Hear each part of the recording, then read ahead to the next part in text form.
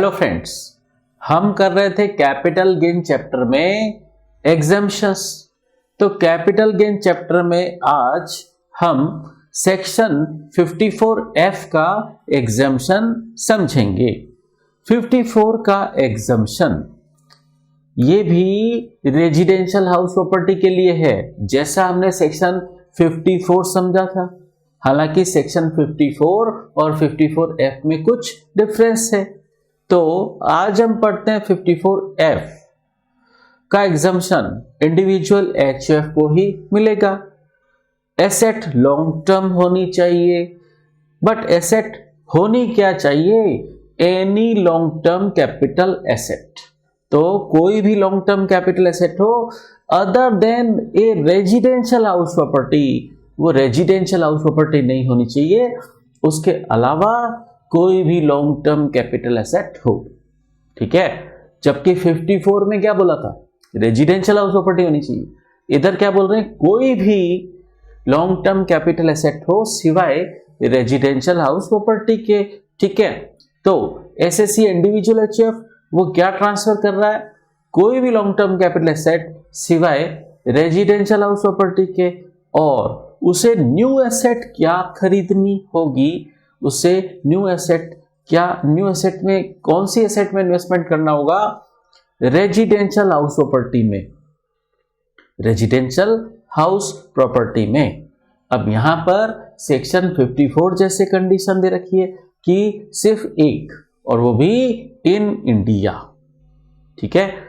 लेकिन सेक्शन 54 में तो ऑप्शन दे रखा था 2 रेजिडेंशियल हाउस प्रॉपर्टीज में इन्वेस्टमेंट करने का भी, ठीक है। वैसा यहां ऑप्शन नहीं दे रखा है, ठीक है।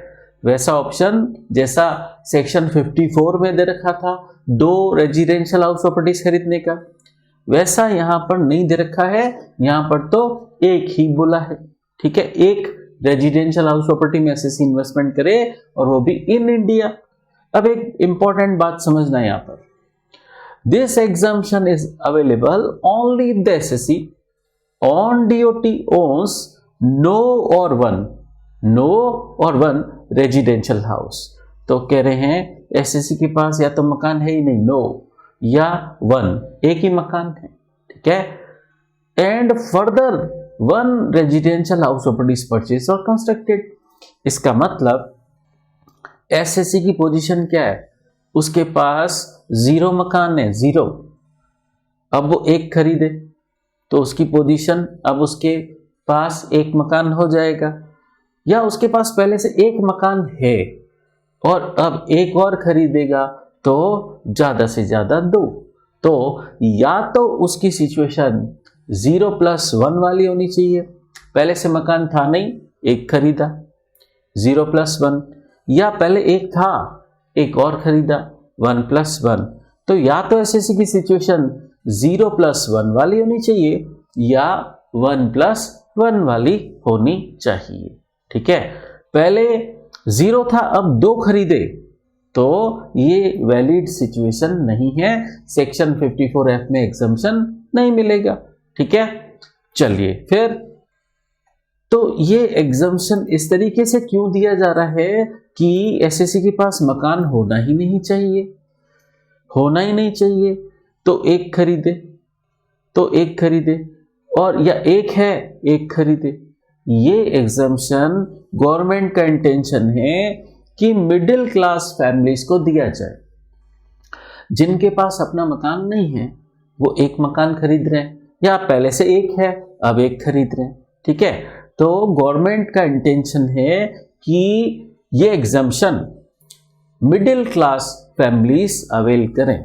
वो अपनी कोई भी long term capital asset sale करें, जैसे गोल्ड वगैरह, और मकान में इन्वेस्टमेंट करें, तो उनको सेक्शन 54F का एग्जम्पशन मिल जाएगा, ठीक है। अच्छा, न्यू एसेट में इन्वेस्टमेंट कब तक करना होगा? 1 residential house property in India में इन्वेस्टमेंट करना है। कब तक करना है? जैसा टाइम 54 के लिए दे रखा था ना, वैसा 54 के लिए यही दे रखा था टाइम, कि परचेज ऑप्शन में जाते हो तो -1 ईयर या +2 ईयर, और कंस्ट्रक्शन ऑप्शन में जाते हो तो +3 इयर्स का ऑप्शन। ये टाइम लिमिट है न्यू एसेट में इन्वेस्टमेंट करने की। और ये टाइम लिमिट शुरू कहां से होगी? डीओटी ऑफ ओल्ड एसेट से शुरू होगी, बट कंपल्सरी एक्विजिशन के मामले में date of receipt of compensation से शुरू होगी। क्लियर? तो गवर्नमेंट ये एग्जम्पशन मिडिल क्लास फैमिली को देना चाहती है। जिनके पास पहले से मकान नहीं है वो एक मकान खरीदें, या जिनके पास पहले से एक है वो एक और खरीद सकते हैं। तो और ओल्ड एसेट क्या होनी चाहिए? रेजिडेंशियल हाउस प्रॉपर्टी के अलावा कोई भी लॉन्ग टर्म कैपिटल एसेट हो, जैसे गोल्ड हो, सिल्वर हो, बट लॉन्ग टर्म होना चाहिए। उसको ट्रांसफर किया, लॉन्ग टर्म कैपिटल गेन हुआ। उस लॉन्ग टर्म कैपिटल गेन के अगेंस्ट एसएससी फिर रेजिडेंशियल हाउस प्रॉपर्टी खरीदे तो सेक्शन 54F का एग्जम्पशन उसको मिल जाएगा। ठीक है, अभी तक सारे सेक्शंस में एग्जम्पशन का फॉर्मूला क्या था? न्यू इन्वेस्टमेंट और capital gain which ever is less. But यहां पर एग्जम्पशन का फॉर्मूला प्रोपोर्शनेट है। तो वो क्या है? New investment into original LTCG upon net sale consideration. तो new investment into original LTCG upon net sale consideration. अच्छा, नेट सेल कंसीडरेशन का क्या मतलब होता है? नेट सेल कंसीडरेशन का मतलब होता है सेल कंसीडरेशन में से COT लेस कर दें। सेल कंसीडरेशन में से COT लेस कर दें तो नेट सेल कंसीडरेशन आ जाएगा, जो कि यहां इस फॉर्मूले में यूज होगा। कुल मिलाकर अभी तक ये बात समझ आ रही है कि 54F में एग्जम्पशन का फॉर्मूला प्रोपोर्शनेट है। ठीक है, क्या फॉर्मूला है?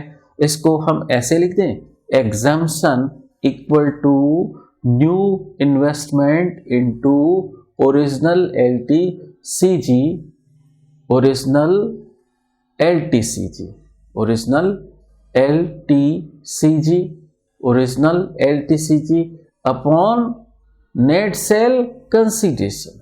ठीक है, तो ये एक इसमें इस फॉर्मूले में दो बातें छुपी हुई हैं। क्या?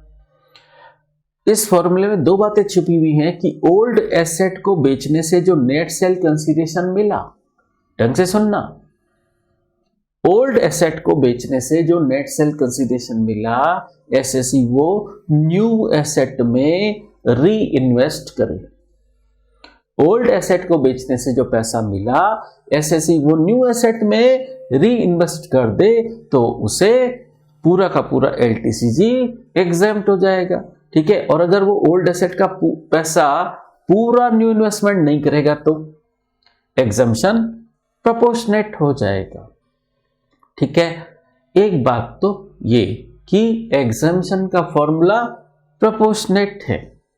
ठीक है, तो कोई भी एसेट बेची जाए लॉन्ग टर्म सिवाय रेजिडेंशियल हाउस प्रॉपर्टी के तो उस पे ये एग्जम्पशन मिल जाएगा।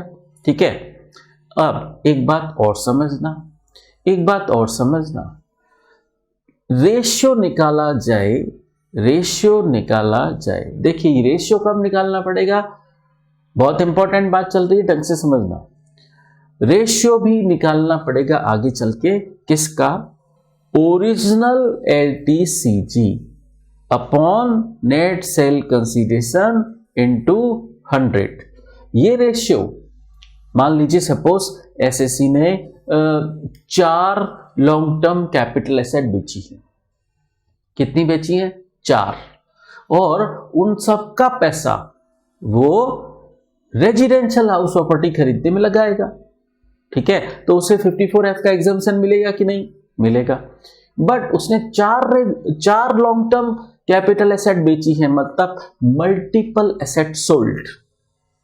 उसने एक से ज्यादा एसेट बेची है, मल्टीपल एसेट सोल्ड, सारी की सारी लॉन्ग टर्म, और उन सब का पैसा वो लगाएगा एक ही रेजिडेंशियल हाउस प्रॉपर्टी में। ऐसा कर सकता है कि नहीं? कर सकता है।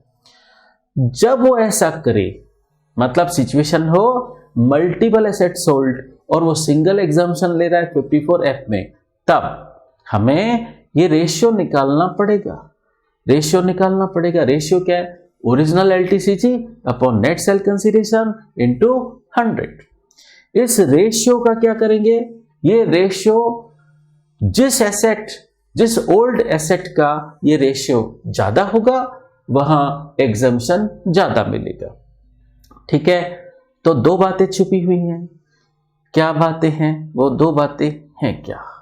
वो दो बातें ये हैं कि ओल्ड एसेट को बेचने से जो भी पैसा मिला, एसएससी न्यू एसेट में इन्वेस्टमेंट करे, एग्जम्पशन ले। एग्जम्पशन का फॉर्मूला प्रोपोर्शनेट है। ठीक है, और रेशियो वाली बात कब काम आएगी? वो तो तब काम आएगी जब मकान खरीदने के लिए, रेजिडेंशियल हाउस प्रॉपर्टी में इन्वेस्टमेंट के लिए एसएससी ने मल्टीपल एसेट सेल किए, सारी की सारी लॉन्ग टर्म, जैसे चार long term capital asset sale की, और उन सब का पैसा वो रेजिडेंशियल हाउस प्रॉपर्टी में लगाएगा, तो फिर रेशियो निकालना होगा। ये रेशियो कैसे निकाला जाएगा? Original LTCG upon net sale consideration into 100। ये रेशियो जिस ओल्ड एसेट का ये रेशियो ज्यादा होगा उसके अगेंस्ट एग्जम्पशन क्लेम करेंगे तो एग्जम्पशन ज्यादा मिलेगा। High ratio high exemption. ठीक है, ये बात हम एक प्रैक्टिकल क्वेश्चन से भी समझेंगे। ठीक है, चलो तो अब एग्जम्पशन का ये प्रोपोर्शनेट फॉर्मूला एक और बात कहता है। क्या बात कहता है? समझो, देखिए 54 और 54F का कंपैरिजन करते हैं, उससे एक बात क्लियर होगी आपको। 54F में सपोज आपका सेल कंसीडरेशन है 6 लाख और आपका कैपिटल गेन आया था 1.44 लाख, तो वहां पर तो एग्जम्पशन का फॉर्मूला क्या है? न्यू इन्वेस्टमेंट और capital gain whichever is less. ठीक है, तो आपका कैपिटल गेन कितना है? 1.44। ठीक है, और आप अगर इतना ही न्यू इन्वेस्टमेंट कर दें, जितना कैपिटल गेन उतना इन्वेस्टमेंट कर दे, तो आपको एग्जम्पशन मिल जाएगा। इसका मतलब आपका इन्वेस्टमेंट रिक्वायर्ड कितना है? 1.44, या आपका इन्वेस्टमेंट रिक्वायर्ड है 1.44। लेकिन अब एक बात समझना, 54F में लफड़ा होगा एक। आपका sale consideration 6 lakh, capital gain 1.44। ठीक है, जब आप एग्जम्पशन क्लेम करोगे तो आपको एग्जम्पशन प्रोपोर्शनेट मिलेगा, new investment into original LTCG upon net sale consideration. तो मान लीजिए, तो आपका net sale consideration old asset का कितना है? 6 लाख है। ये आप सारा का सारा इन्वेस्ट करोगे तब आपको 1.44 एग्जेम्प्ट होगा। तो जब आप ओल्ड एसेट का सारा नेट सेल कंसीडरेशन इन्वेस्ट करोगे ना न्यू एसेट में 6 लाख, तो फिर आपको 1.44 एग्जेम्प्ट होगा। इसका मतलब सेक्शन 54 में जहां आपका इन्वेस्टमेंट रिक्वायर्ड 1.44 आता है, वहां 54F में आपका इन्वेस्टमेंट रिक्वायर्ड 6 लाख आता है, और वो सारा का सारा एग्जम्पशन के प्रोपोर्शनेट फॉर्मूले की वजह से हुआ। ठीक है, इसका मतलब फाइनली सेक्शन 54 में आपका इन्वेस्टमेंट रिक्वायर्ड 1.44, जबकि 54F में आपका इन्वेस्टमेंट रिक्वायर्ड 6 लाख। ठीक है, तो 54F का एग्जम्पशन पाने के लिए ज्यादा इन्वेस्टमेंट करना पड़ता है। बात समझ आई कि नहीं? क्लियर? तो देखो, अब आते हैं हम प्रोविजन में। तो प्रोविजन में और आगे पढ़ते हैं। एग्जम्पशन का फॉर्मूला तो प्रोपोर्शनेट है, ये बात क्लियर हो गई। अब आगे बढ़ते हैं। ये एग्जम्पशन अभी हमने बात की थी, मिडिल क्लास फैमिली के लिए गवर्नमेंट ने बनाया कि वो क्या बेचे, वो बेचे अपनी कोई भी लॉन्ग टर्म कैपिटल एसेट जैसे गोल्ड सिल्वर वगैरह। हाँ, वो रेजिडेंशियल हाउस प्रॉपर्टी नहीं होनी चाहिए। ठीक है, और इन्वेस्टमेंट किसमें करे? मकान खरीदने के लिए रेजिडेंशियल हाउस प्रॉपर्टी, बट वो वन ओनली इन इंडिया। ठीक है, और उसमें भी एक बात बोली कि जिसके पास पहले से, अगर एसएससी के पास पहले से रेजिडेंशियल हाउस प्रॉपर्टी नहीं है, अब वो एक खरीद सकता है। पहले से एक है, एक और खरीद रहा है, तो यस अब 2 हो जाएंगी। तो इस न्यू वाले मकान पर उसे एग्जम्पशन मिल जाएगा क्या? यस। ठीक है, तो पहले से या तो मकान होना ही नहीं चाहिए या एक होना चाहिए। ठीक है, तो एग्जम्पशन मिल जाएगा। इस बात का भी ध्यान रखना होगा। मतलब एसएससी की सिचुएशन या तो 0+1 वाली होनी चाहिए या 1+1 वाली होनी चाहिए। क्लियर? अब एक बात समझना, रीटैक्सेबिलिटी इवेंट यहां पर 3 है। अगर न्यू एसेट 3 साल से पहले बेची गई उसके खरीदने की डेट से, तो रीटैक्सेबिलिटी होगी। ठीक है, ये बात तो है ही है। बट अब 2 रीटैक्सेबिलिटी इवेंट गवर्नमेंट का लॉजिक बड़ा खतरनाक है। समझना, 2 रीटैक्सेबिलिटी इवेंट बात के और क्या है, ढंग से समझना। Another residential house property purchase within 1 year from DOT of old asset अगर हुई तो रीटैक्सेबिलिटी हो जाएगी, या another residential house property constructed कराया within 3 years from its DOT of old asset तो रीटैक्सेबिलिटी हो जाएगी। कहने का मतलब गवर्नमेंट ये कहना चाहती है कि अगर आप अनदर रेजिडेंशियल हाउस प्रॉपर्टी 2 साल में ओल्ड एसेट की डीओटी से 2 साल में फिर परचेस कर लेते हो, या ओल्ड एसेट की डीओटी से 3 साल में और रेजिडेंशियल हाउस प्रॉपर्टी कंस्ट्रक्ट करवा लेते हो, तो रीटैक्सेबिलिटी हो जाएगी आपको। क्यों? खरीदने पे, कंस्ट्रक्शन कराने पे एक तरीके से गवर्नमेंट ने बैन लगा दिया कि न्यू परचेस, न्यू कंस्ट्रक्शन मत कराओ 2 साल 3 साल। क्यों? ऐसा क्यों?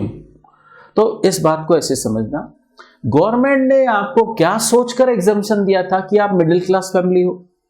ठीक है, कोई भी लॉन्ग टर्म कैपिटल एसेट बेचो सिवाय आपके रेजिडेंशियल हाउस प्रॉपर्टी के, और इन्वेस्टमेंट करो 1 residential house property in India में, तो आपको एग्जम्पशन दे देंगे। ये एग्जम्पशन क्या मानते हुए दिया गया? आप मिडिल क्लास फैमिली हो। लेकिन अगर आप फर्दर न्यू हाउस परचेज कर लेते हो with in 2 years from DOT of old asset, या फर्दर न्यू हाउस कंस्ट्रक्ट करवा लेते हो with in 3 years from DOT of old asset, तो फिर आप मिडिल क्लास फैमिली कहां हो? बोलो। नया मकान 2 साल में परचेज और कर लेते हो, 3 साल में और कंस्ट्रक्शन करा लेते हो, फिर आप मिडिल क्लास फैमिली कहां हो? तो हमने आपको जो एग्जम्पशन दिया था ना, वो हम रीटैक्सेबल कर देंगे। ये हमारी गलतफहमी हुई कि हमने आपको मिडिल क्लास फैमिली मानते हुए सेक्शन 54 का एग्जम्पशन दे दिया था, लेकिन आप तो फिर फर्दर न्यू हाउस परचेस कर रहे हो 2 years में, फर्दर न्यू हाउस कंस्ट्रक्ट करा रहे हो 3 years में, तो हमने भूल की कि हमने आपको मिडिल क्लास फैमिली मान लिया। तो गलती जो हुई, हमने आपको एग्जम्पशन दे दिया, वो हम रीटैक्सेबल कर देते। तो एसएससी को क्या प्रिकॉशन अडॉप्ट करना चाहिए अगर उसने 54F का एग्जम्पशन ले रखा है? तो उसे फर्दर न्यू हाउस 2 years में परचेज नहीं करना चाहिए, या फिर फर्दर न्यू हाउस 3 years में कंस्ट्रक्ट नहीं कराना चाहिए। एसएससी को इस बात का प्रिकॉशन रखना होगा, तभी उसका एग्जम्पशन कायम रह पाएगा, नहीं तो उसका ये एग्जम्पशन विड्रॉ हो जाएगा, रीटैक्सेबिलिटी हो जाएगी। क्लियर? तो अब अगर एग्जम्पशन विड्रॉ होगा, रीटैक्सेबिलिटी इवेंट अकर होगा, ये 3 रीटैक्सेबिलिटी इवेंट है। ठीक है, ये 3 रीटैक्सेबिलिटी इवेंट अगर ये अकर हुआ तो कैपिटल गेन टैक्सेबल कैसे होगा, उसके लिए दे रखा है सी नोट नंबर 2। तो ये 3 हमारे रीटैक्सेबिलिटी इवेंट हैं। ठीक है, ये 3 हमारे रीटैक्सेबिलिटी इवेंट हैं। अगर इन 3 सिचुएशन में रीटैक्सेबिलिटी होती है तो कैपिटल गेन कैसे टैक्सेबल होगा? As per note number 2।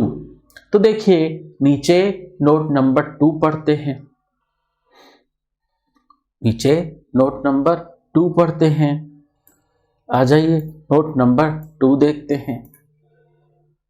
SSC अगर गलती करता है, गलती नंबर 1 देखो, आपकी 3 गलतियां यहां पर। अगर आप गलती करते हो, ये यहां हमने पढ़ा, इसको इसको बोल दो गलती नंबर 1, इसको बोल दो गलती नंबर 2, गलती नंबर 3। ठीक है, तो गलती नंबर 1, 2, 3 करने पर रिटैक्सिबिलिटी होगी। रिटैक्सिबिलिटी कैसे होगी? लॉन्ग टर्म के फॉर्म में, शॉर्ट टर्म के फॉर्म में, वो एज पर इस टेबल नोट नंबर 2 के हिसाब से होगी। तो पढ़ते नोट नंबर 2। तो देखिए, अगर आप गलती नंबर 1 करते हो, अगर आप गलती नंबर 1 करते हो, if the SSC transverse the new house, अगर एसएससी न्यू हाउस ट्रांसफर करता है 3 साल के अंदर, ये गलती नंबर 1 हुई, तो क्या होगा? उसने न्यू हाउस ट्रांसफर कर दिया, तो समझना ढंग से, इस न्यू हाउस का गेन अलग निकाला जाएगा और वो ओल्ड एसेट वाला गेन, ओल्ड एसेट कोई भी लॉन्ग टर्म एसेट थी, वो ओल्ड एसेट वाला गेन आपको रिटैक्सेबल सेपरेटली किया जाएगा। वो न्यू एसेट के गेन में मर्ज नहीं किया जाएगा। मतलब इस केस में सेपरेट कैलकुलेशंस होंगी, ओल्ड एसेट और न्यू एसेट की कैलकुलेशन सेपरेट होंगी। तो न्यू एसेट का capital gain short term long term के रूप में होगा, उसके होल्डिंग पीरियड, न्यू एसेट के होल्डिंग पीरियड को देखते हुए। ठीक है, और जो ओल्ड एसेट का रिटैक्सेबल होने जा रहा है वो अलग से रिटैक्सेबल होगा, जो पहले एग्जैम्प्ट हो गया था वो रिटैक्सेबल होगा, एलटीसीजी के रूप में टैक्सेबल होगा। ठीक है, वो एलटीसीजी के रूप में टैक्सेबल होगा कब? किस साल में? जिस साल गलती हुई। गलती क्या हुई? जिस साल न्यू हाउस ट्रांसफर हुआ वो गलती हुई। कॉन्ट्रावेंशन ईयर में आपको ये ओल्ड एसेट का कैपिटल गेन जो पहले एग्जैम्प्ट हुआ था रिटैक्सेबल हो जाएगा, बट वो उसकी सेपरेट कैलकुलेशन होगी, उसकी सेपरेट कैलकुलेशन होगी। ठीक है, हमने बात की थी कि 54, 54B, 54D में सिंगल कैलकुलेशन होगी। ठीक है, इसके अलावा 54EC, 54EE और 54F में सेपरेट कैलकुलेशंस होंगी, ओल्ड की अलग, न्यू की अलग। समझे ना बात?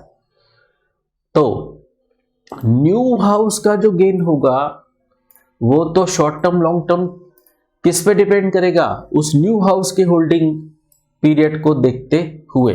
क्लियर? और वो ओल्ड वाला जो पहले एग्जैम्प्ट हो गया था, ओल्ड एसेट का गेन, वो रिटैक्सेबल किया जाएगा, वो सेपरेटली किया जाएगा और वो एलटीसीजी के फॉर्म में किया जाएगा।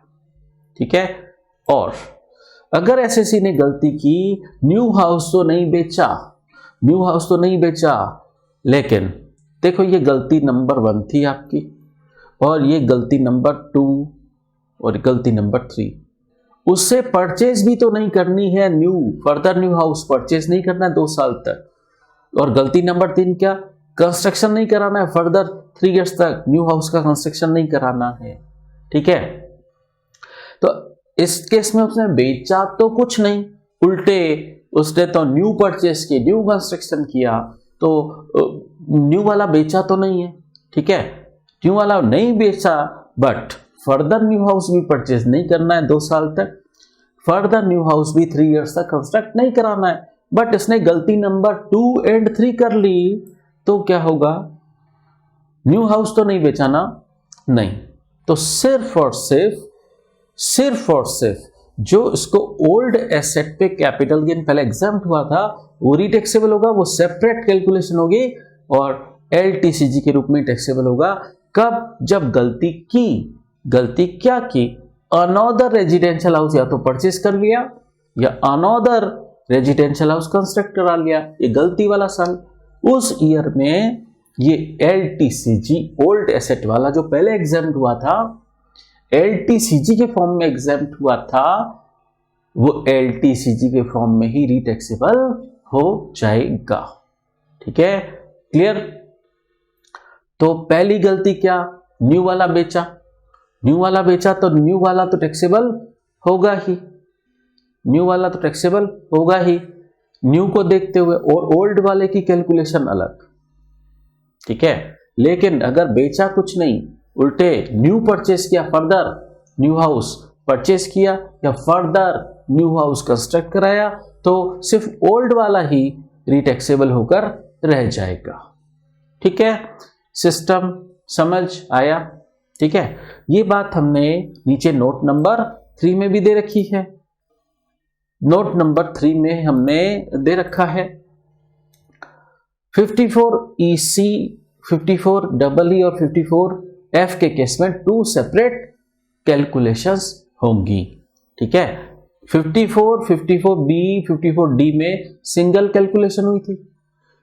ओल्ड वाला गेन भी मर्ज कर दिया गया था न्यू एसेट के गेन में, जबकि यहां मतलब 54F वगैरह के केस में ऐसा नहीं होगा, सेपरेट कैलकुलेशंस की जाएंगी। समझे बात? अब आते हैं हम इस सेक्शन की और बातें करते हैं। तो देखिए, रीटैक्सेबिलिटी इवेंट आपको 3 दिए, उसके हिसाब से रीटैक्सेबिलिटी हो जाएगी। अब फाइनल बात, सीजीडीएस की स्कीम अवेलेबल है क्या? यस है। और सी नोट नंबर 1, वही सीजीडीएस को डीम्ड इन्वेस्टमेंट माना जाएगा। ये डीम्ड इन्वेस्टमेंट कब करना होगा? जब assessee ITR filing due date तक एक्चुअल इन्वेस्टमेंट नहीं कर पाएगा तो उसको सीजीडीएस में जमा कराना होगा, ये डीम्ड इन्वेस्टमेंट कहलाएगा। और इसे डीम्ड इन्वेस्टमेंट मानते हुए एसएससी को एक बार तो एग्जम्पशन दे दिया जाएगा। एग्जम्पशन तो दे दिया जाएगा, बट ध्यान रखना एग्जम्पशन का फॉर्मूला तो प्रोपोर्शनेट है। तो यहां जो न्यू इन्वेस्टमेंट लिखेंगे वो सीजीडीएस वाला अमाउंट लिखेंगे, बट एग्जम्पशन तो प्रोपोर्शनेट मिलेगा, राइट। अब एक बात और, जो सीजीडीएस के बेसिस पर एसएससी को एग्जम्पशन मिल गया। अब अगर सीजीडीएस अनयूटिलाइज्ड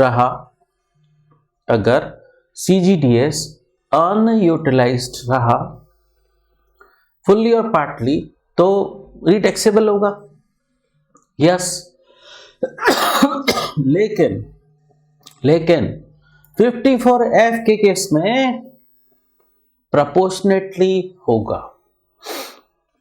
ठीक है, तो देखो एग्जम्पशन भी प्रोपोर्शनेट मिला था, इसलिए रीटैक्सेबिलिटी सीजीडीएस की जो रीटैक्सेबल अमाउंट होगा अनयूटिलाइज्ड अमाउंट उसका, और एग्जम्पशन किस प्रोपोर्शन में मिला था? Original LTCG upon net sale consideration, इस प्रोपोर्शन में एग्जम्पशन मिला था, तो रीटैक्सेबिलिटी भी प्रोपोर्शनेट होगी। तो unutilised amount of CGDS into original LTCG upon net sale consideration. ऐसा क्यों? अरे एग्जम्पशन प्रोपोर्शनेट मिला था, इसलिए रीटैक्सेबिलिटी भी प्रोपोर्शनेट होगी सेक्शन 54F के केस में। क्लियर? बात समझ आई? ठीक है, चलो देखो, अब सारी बातें खत्म हो गई इस सेक्शन की। अब हम इसके प्रैक्टिकल क्वेश्चंस करते हैं। प्रैक्टिकल क्वेश्चंस करने से पहले एक बार आप एक काम करना, 54 और 54F को कंपैरेटिवली पढ़ना। आपको 54 और 54F में काफी सारी बातें कॉमन नजर आएंगी और कुछ डिफरेंसेस भी नजर आएंगे, लेकिन मेजर डिफरेंस क्या है? 54 कहता है रेजिडेंशियल हाउस प्रॉपर्टी बेच के रेजिडेंशियल हाउस प्रॉपर्टी में इन्वेस्टमेंट करो, लेकिन 54F क्या कहता है? कोई भी रेजिडेंशियल हाउस, कोई भी long term capital asset transfer करो सिवाय रेजिडेंशियल हाउस प्रॉपर्टी के, और इन्वेस्टमेंट करो रेजिडेंशियल हाउस प्रॉपर्टी में, तो एग्जम्पशन मिलेगा। जहां 54 में एग्जम्पशन कैसा था? न्यू इन्वेस्टमेंट और capital gain which is less, लेकिन 54F में एग्जम्पशन का फॉर्मूला प्रोपोर्शनेट है। और ये एग्जम्पशन का प्रोपोर्शनेट फॉर्मूला कुछ बातें बोलता है। क्या बोलता है? कि ओल्ड एसेट को से जो नेट सेल कंसीडरेशन मिला वो नई एसेट में इन्वेस्ट कर दो, तो LTCG एग्जेम्प्ट हो जाएगा। हमने समझी थी एक बात कि देखो, इसमें हमने समझा SAC का ओल्ड एसेट से पैसा कितना फ्री हुआ, 6 लाख। वो 6 लाख पूरा इन्वेस्ट करे तब जाकर वो LTCG 1.44 एग्जेम्प्ट करवा पाएगा। कहने का मतलब उसे 1.44 एग्जेम्प्ट कराने के लिए इन्वेस्टमेंट 6 लाख करना पड़ रहा है। ठीक है, अब एक बात समझना, यहां पर मान लो ओल्ड एसेट का पैसा 6 लाख फ्री हुआ तो सही, बट SAC ने 6 लाख पूरा इन्वेस्ट नहीं किया। सपोज उसने इन्वेस्ट 4 लाख ही किया। ठीक है, ओल्ड एसेट से पैसा 6 लाख फ्री हुआ, बट उसने नई एसेट में इन्वेस्ट 4 लाख ही किया, तो बताओ 1.44 पूरा एग्जेम्प्ट हो पाएगा क्या? नहीं हो पाएगा ना, प्रोपोर्शनेट हो जाएगा। तो इसलिए एग्जेम्पशन का ये प्रोपोर्शनेट फॉर्मूला है। क्लियर? और एक बात और बोला था ध्यान रखने को, क्या हो सकता है आप मल्टीपल एसेट्स बेचें सेक्शन 54F का एग्जेम्पशन पाने के लिए, क्योंकि 54F में क्या बोला है, कोई भी लॉन्ग टर्म कैपिटल एसेट बेचो, कोई भी, ठीक है, कोई भी लॉन्ग टर्म कैपिटल एसेट बेचो सिवाय रेजिडेंशियल हाउस प्रॉपर्टी के। ठीक है, तो आपने चार लॉन्ग टर्म कैपिटल एसेट बेची, ठीक है, सिवाय रेजिडेंशियल हाउस प्रॉपर्टी के, और इन चारों का गेन हुआ। फिर इन चारों के गेन के अगेंस्ट आप इन्वेस्टमेंट एक ही कर रहे हो, मकान खरीद रहे हो, 54F का एग्जम्पशन लेना चाह रहे हो। अब मल्टीपल एसेट सेल हैं, उनका कैपिटल गेन आया है और उसके अगेंस्ट आपने इन्वेस्टमेंट एक ही किया है, तो फिर आपको रेशियो निकालना पड़ेगा। सारी मल्टीपल एसेट्स का गेन लिख दो, ये उनका रेशियो निकाल कर रख दो। इस रेशियो से होगा क्या, ये रेशियो जितना हाई होगा वहां उस एसेट के अगेंस्ट, उस ओल्ड एसेट के अगेंस्ट एग्जम्पशन ज्यादा मिलेगा। जिस ओल्ड एसेट का ये रेशियो हाई है उस एसेट के अगेंस्ट एग्जम्पशन भी ज्यादा मिलेगा, तो वहां पहले लेंगे। ठीक है, तो मतलब रेशियो निकाल कर रैंकिंग करनी होगी। क्लियर? खैर, वैसा हम एक क्वेश्चन करेंगे। अगर अभी बात समझ में आ रही है तो ठीक है, नहीं भी आ रही है तो भी ठीक है, वो उस प्रैक्टिकल क्वेश्चन में क्लियर हो जाएगी। ठीक है, चलो अब क्वेश्चंस करते हैं, हम 54F के क्वेश्चंस करते हैं। तो आ जाइए क्वेश्चन बैंक में। क्वेश्चन बैंक में आइए, क्वेश्चन नंबर 40 करिए, करते हैं पेज नंबर 85 पर। आ जाइए पेज नंबर 85 पर, question number 40। Question number 40, mister R give the following information. अब एक खास बात थी, does not own any residential house property, उसके पास पहले से कोई मकान नहीं है। ठीक है, पहले से कोई मकान नहीं है, देखो पहले से उसका मकान है 0, कोई मकान नहीं है। अब एक खरीदेगा ना, तो 54F का एग्जम्पशन मिल सकता है क्या उसको? हाँ, मिल सकता है। अच्छा, क्या बेच रहा है वो? गोल्ड बेच रहा है। तो सेक्शन 54F बोलता है कोई भी लॉन्ग टर्म कैपिटल एसेट बेचो सिवाय रेजिडेंशियल हाउस प्रॉपर्टी के। तो गोल्ड बेचने पर अगर रेजिडेंशियल हाउस प्रॉपर्टी खरीदें तो क्या 54F का एग्जम्पशन मिल पाएगा? यस, मिल पाएगा। गोल्ड की DOT दे रखी है 10 नवंबर 2019, परचेज की डेट दे रखी है जुलाई 23, 2002। बताइए, मोर देन 36 मंथ्स हो गया क्या? मोर देन 36 मंथ्स हो गया, तो ये मोर देन 36 मंथ्स हो गया, लॉन्ग टर्म हो गई क्या सेट? यस, लॉन्ग टर्म हो गई। सेल कंसीडरेशन गोल्ड का कितना मिला? गोल्ड का कितना मिला? 48,50,000 और कॉस्ट कितनी थी? 4,10,000। नॉर्मल वे में कर देना इंडेक्सेशन, कोई दिक्कत नहीं है। COT कितना? COT 50,000। ठीक है, ये ओल्ड एसेट की डिटेल। अब रेजिडेंशियल हाउस प्रॉपर्टी खरीद रहे हैं, ये तो न्यू एसेट है, ये तो न्यू एसेट है ना, क्लियर। तो ओल्ड एसेट जो है हमारी गोल्ड, उसका हिसाब करते ना पहले, उसका हिसाब करते हैं पहले। तो गोल्ड आपकी ओल्ड एसेट है, गोल्ड। ठीक है, आपकी डेट ऑफ एक्विजिशन लिख दो, डीओटी लिख दो, टैक्सेबिलिटी ईयर लिख दो, असेसमेंट ईयर लिख दो, सेल कंसीडरेशन लिख दो, 48,50,000। पहले इसमें से सीओटी लेस करवाना। क्यों? अरे आपको नेट सेल कंसीडरेशन चाहिएगा, और नेट सेल कंसीडरेशन कैसे आता है?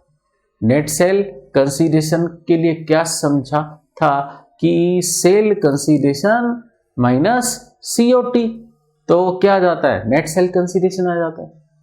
ठीक है, लेस तो करना ही होता है सेल कंसीडरेशन में से सीओटी, पहले लेस करो चाहे बाद में लेस करो, लेस तो करना ही होता है। तो बेटर है पहले लेस कर दो, ताकि सेक्शन 54F के लिए हम net sale consideration show off करते हुए प्रेजेंटेशन दे सके, है ना। तो अब लेस कराओ आप indexed cost of acquisition. Normal way में कर देना इंडेक्सेशन। आपकी सीओए है 4,10,000, ऊपर डीओटी का इंडेक्स, नीचे डीओए का इंडेक्स। नॉर्मल वे में कर दिया, इंडेक्स कॉस्ट आ गई 11,28,476। आपका टोटल एलटीसीजी आ गया 36,71,524। ये आपका एलटीसीजी आ गया टोटल बिफोर एग्जम्पशन। अब 54 का एग्जम्पशन तो प्रोपोर्शनेट मिलता है। फॉर्मूला क्या? New investment into original LTCG upon net sale consideration. तो आप न्यू एसेट में इन्वेस्टमेंट क्या कर रहे हैं? पढ़ो अपना इन्वेस्टमेंट क्या है। रेजिडेंशियल हाउस प्रॉपर्टी परचेस किए दिल्ली में, ठीक है, डेट ऑफ परचेस दे रखी है। देखो टाइम लिमिट के अंदर इन्वेस्टमेंट कर दिया, क्या परचेस ऑप्शन में गए ना, तो 2 years from DOT of old asset. तो आपकी ओल्ड एसेट गोल्ड की डीओटी है नवंबर 10, 2019। इससे आपने 2 साल के अंदर कर दिया क्या इन्वेस्टमेंट। परचेस ऑप्शन में जा रहे तो 2 साल, ठीक है, कर दिया। सीजीडीएस में भी जाने की जरूरत नहीं पड़ी, क्योंकि करंट ईयर अभी चल ही रहा था, इसी में इन्वेस्टमेंट कर दिया। देखो सीजीडीएस में जाने की जरूरत कब पड़ती है? जब एसएससी आईटीआर फाइलिंग की ड्यू डेट तक भी इन्वेस्टमेंट नहीं कर पाया तो सीजीडीएस में जाने की जरूरत पड़ती है। ठीक है, इस केस में तो नहीं पड़ेगी, क्योंकि अभी तो ईयर ही एंड नहीं हुआ है, एसएससी इन्वेस्टमेंट कर चुका है, तो इसको सीजीडीएस में जाने की जरूरत पड़ी नहीं। इसने इन्वेस्टमेंट कितना किया? ये रेजिडेंशियल हाउस प्रॉपर्टी खरीदी उसने 54 के एग्जम्पशन के लिए, तो कितना इन्वेस्टमेंट किया? 32 लाख। ये न्यू इन्वेस्टमेंट है, ठीक है, तो 32 लाख न्यू इन्वेस्टमेंट और original LTCG upon net sale consideration. ठीक है, तो आपका ओरिजिनल एलटीसीजी आ गया ऊपर और नेट सेल कंसीडरेशन आ गया नीचे। ठीक है, तो इस तरीके से एग्जम्पशन मिल जाएगा। एग्जम्पशन आपने कैलकुलेट कर लिया 24,47,683, तो ये आपका टैक्सेबल एलटीसीजी आ गया। ठीक है, और इसका टैक्सेबिलिटी ईयर क्या? टैक्सेबिलिटी ईयर इसका 2019-20। क्लियर? अब ये तो ओल्ड एसेट का कैलकुलेशन है, ठीक है। अब इसने क्या किया? इसने ये रेजिडेंशियल हाउस प्रॉपर्टी बेच दी। इसने ये रेजिडेंशियल हाउस प्रॉपर्टी बेच दी। बेचनी नहीं थी वैसे, 3 साल तक नहीं बेचनी थी, बेच दी 41 लाख में। कब बेच दी? कब खरीदी थी? देखो खरीदी कब थी? जून 12, 2019 को खरीदी थी, बेच दी। 3 साल तक इसको होल्ड रखा ही नहीं, तो क्या होगा? रिटैक्सेबिलिटी होगी। तो अब एक बात ध्यान रखना, न्यू एसेट का गेन अलग और ओल्ड वाला रीटैक्सेबल अलग, सेपरेट कैलकुलेशंस होंगी। तो न्यू एसेट का गेन अलग करना, न्यू एसेट क्या थी, ये प्रॉपर्टी, रेजिडेंशियल हाउस प्रॉपर्टी, इसकी डीओए डीओटी वगैरह लिख देना, सेल कंसिडरेशन लिख देना, ठीक है। अब एक बात समझो, डीओटी और डीओए को देखते हुए, डीओटी और डीओए को देखते हुए ये एसेट क्या है आपकी, लॉन्ग टर्म है क्या, मोर देन 24 मंथ्स हो गए आपको, लॉन्ग टर्म हो गई एसेट, मोर देन 24 मंथ्स हो गया क्या, बताओ 20 और 21 और उससे भी ज्यादा चला गया, मतलब 24 मंथ से ज्यादा हो गया आपका होल्डिंग पीरियड, तो लॉन्ग टर्म हो गई, लॉन्ग टर्म हो गई तो इंडेक्सेशन होगा, तो इंडेक्सेशन करो। अब या आप बेच कब रहे हो, या आप बेच रहे हो 29 दिसंबर 2021 को, और इस ईयर का इंडेक्स आपको पता नहीं है, अभी तक आया ही नहीं, तो ये ईयर हुआ आपका 21-22, इस ईयर का इंडेक्स हम मानते हैं 305, वो अजम्पशन नीचे लिख देना, फाइनेंशियल ईयर 2020-21 का इंडेक्स आप एज्यूम कर रहे हैं 305, ठीक है। और नीचे डीओए का इंडेक्स आएगा, और डीओए आपकी है 12 जून 2019, इंडेक्स हो जाएगा, इसकी कॉस्ट दे रखी थी, इंडेक्स हो गया, राइट। फिर आइए इस न्यू एसेट का गेन, ये आपका न्यू एसेट है, इसका गेन अलग निकला, यहां पर अलग निकालना है, न्यू एसेट का गेन अलग। और वो जो ओल्ड वाला था, गलती कर ली 3 साल से पहले बेचने की, वो ओल्ड वाला एज इट इज रीटैक्सेबल हो जाएगा, तो ये ओल्ड एसेट का गेन अलग लिखना होगा, तो सेपरेट कैलकुलेशंस होंगी। बात समझ आई कि नहीं? यहां पर आप यहां पर आप न्यू एसेट की सीओए को एडजस्ट करके नहीं लिखोगे, ठीक है। यहां पर आप न्यू एसेट की सीओए को एडजस्ट करके नहीं लिखोगे कि actual cost minus effective exemption claim earlier, यहां नहीं करना है, ठीक है। वो कब करना होता है, जब हमें सिंगल कैलकुलेशन करनी होती है ओल्ड और न्यू दोनों की। यहां तो ओल्ड और न्यू की दोनों की सेपरेट कैलकुलेशंस होंगी, ठीक है। तो अब फिर टोटल भले ही कर लो बाद में करना, टोटल कर लो भले ही बाद में, तो आपका टोटल एलटीसीजी हो गया 31,70,520, ठीक है। तो इस तरीके से सिस्टम है। इसमें हुआ क्या, आपने न्यू एसेट का गेन अलग निकाला, उसकी सीओए एडजस्ट करके नहीं लिखी, समझे, और ओल्ड वाला एलटीसीजी के फॉर्म में ही रीटैक्सेबल कराया, ठीक है ना। देखो हमने भी तो यही समझा था कि ये करना है, हमको क्या करना है, देखो यही तो समझा हमने कि जो न्यू हाउस का गेन है उसकी कैलकुलेशन अलग, ओल्ड एसेट की कैलकुलेशन अलग, न्यू हाउस का कैपिटल गेन अलग, वो लॉन्ग टर्म शॉर्ट टर्म हो सकता है उसके होल्डिंग पीरियड को देखते हुए, और ओल्ड एसेट जो है उसका कैपिटल गेन रीटैक्सेबल सेपरेटली कराना है, और वो एलटीसीजी के फॉर्म में ही होगा, ठीक है। तो सेपरेट कैलकुलेशन हुई, न्यू हाउस की अलग, ओल्ड एसेट की अलग, क्लियर। अब आते हम, ये हुआ हमारा क्वेश्चन नंबर 40। अब आते हम क्वेश्चन नंबर 41 में।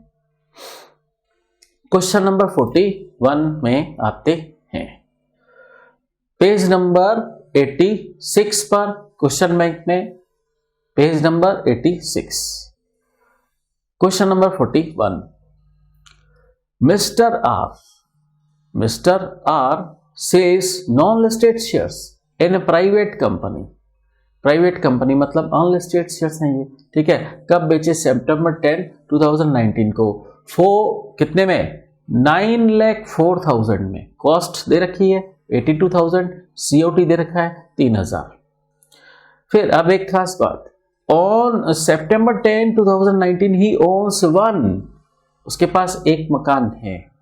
इसका मतलब पोजीशन क्या क्रिएट हो रही है उसकी, उसके पास एक पहले से है, एक और खरीदेगा तो दो जाएंगे, तो 54F का एग्जम्पशन मिलेगा कि नहीं, उसको मिलेगा, मिलेगा, क्योंकि सेक्शन 54F में कंडीशन है ओल्ड एसेट की डीओटी के दिन या तो एसएससी के पास मकान होना ही नहीं चाहिए या सिर्फ एक होना चाहिए, तो इसके पास सिर्फ एक ही है, तो 54F का एग्जम्पशन मिल जाएगा क्या। हाँ, ये शेयर्स ओल्ड एसेट है, इसका पैसा वो मकान में लगाएगा। ठीक है, अब एक आगे बात समझो। मिस्टर आर डिपॉजिट्स 30 जून 2020 को आईटीआर फाइलिंग की ड्यू डेट तक 5.5 लाख उसने सीजीडीएस में जमा करवा दिया, तो एक बार तो इसको सीजीडीएस डिपॉजिट के बेस पर एग्जम्पशन मिल जाएगा। ठीक है, चलो पहले इसको सीजीडीएस डिपॉजिट के बेस पर एग्जम्पशन दे देते हैं।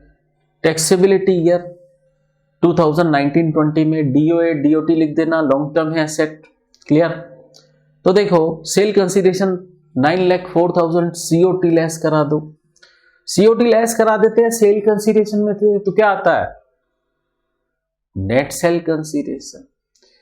फिर indexed cost of acquisition low, asset long term है 82,000 आपके शेयर्स की कॉस्ट, ऊपर डीओटी का इंडेक्स, नीचे डीओए का इंडेक्स कर दो इंडेक्स, फिर आपके टोटल एलटीसीजी आ गया। अब इस पे आप 54F का एग्जम्पशन लोगे, आपने सीजीडीएस में कितना पैसा डाला है 5.5 लाख, इसको न्यू इन्वेस्टमेंट मानते हुए एसएससी को एग्जम्पशन दे देंगे एक बार तो, बट एग्जम्पशन प्रोपोर्शनेट है, क्या है new investment into original LTCG upon net sale consideration. ठीक है, तो ऊपर क्या लिखना है, ऊपर लिखना है एलटीसीजी, लिखो ऊपर एलटीसीजी, और नीचे नेट सेल कंसीडरेशन लिखना है। तो एग्जम्पशन का फॉर्मूला प्रोपोर्शनेट है। ठीक है, तो कैलकुलेशन कर लो, आपके एग्जम्पशन आ गया 4,21,982 और टैक्सेबल एलटीसीजी आ गया 2,69,301। अब ये तो इसको सीजीडीएस के बेसिस पर एग्जम्पशन एक बार तो मिल गया। अब क्या चेक करना पड़ेगा कि इसने सीजीडीएस फुल्ली यूटिलाइज किया या पार्टली। ठीक है, तो आगे पढ़ते हैं। इसने सीजीडीएस में जमा कितना कराया 5.5 लाख, अब उसमें से विड्रॉ करके वो रेजिडेंशियल हाउस प्रॉपर्टी परचेस कर रहा है। देखो ओल्ड एसेट क्या थी, ओल्ड एसेट शेयर्स थी, अब वो मकान खरीद रहा है। बताइए 54F का एग्जम्पशन मिल जाएगा क्या, मिल जाएगा। ये पुणे में मकान खरीद रहा है कब 6 सितंबर 2021 को, तो 4,20,000 का खरीदा, सीजीडीएस में 5.5 जमा कराया था, उसमें से 4,20 ही यूज किया। ठीक है, तो सीजीडीएस में अनयूटिलाइज कितना पड़ा रह गया 5.5 लाख जमा कराया था ना, मकान खरीदने के लिए यूज तो 4,20,000 किया, तो अनयूटिलाइज कितना पड़ा रह गया 1,30,000।